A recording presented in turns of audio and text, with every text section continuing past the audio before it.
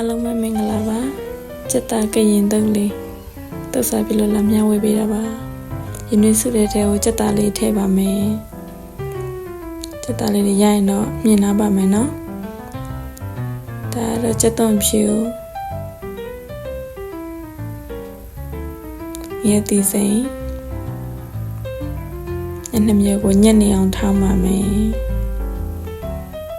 ကဲညက်သွားပြီဆိုလို့ရှိရင်တော့တုပ်လို့ရပါပြီစက်တာတော့ကြိုပြီးမြင်နာမှာပေါ့နော်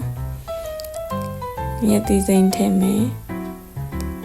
ပြီးရင်ပပလေးလှီထားတဲ့စက်သွန်နေနဲ့ငယ်ထည့်ပါမယ်နန်းနန်းပင်ကတော့ကြိုက်တဲ့သူကထည့်မကြိုက်ရင်လည်းမထည့်လို့ရပါတယ်ကျမကတော့ကြိုက်ပါတယ်ပြီးရင်တမယာသေးလေးညှစ်ထည့်ပါမယ်ချင်းငန်းဆက်လေးတုပ်ချင်လို့ပါ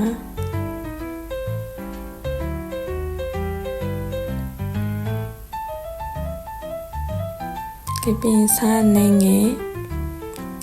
ချုံမနေငယ်ဆောင်းနေပဲထည့်ပါမယ်ငါပြရည်လည်းထည့်မှာမို့ပါ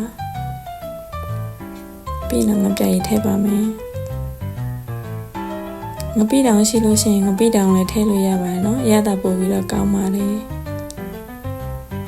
ကဲပြီးရင်တော့နေလို့ရပါပြီကဲပကံထဲကိုလှလှလေးထည့်ပြီးဆိုရင်တော့ရန်ကုန်မှာစားလို့ကောင်းတယ်စက်တာကရင်တက်လေးရပါပြီအဆောင်တိကြည့်ပြီးတော့ကျေးဇူးတင်ပါတယ်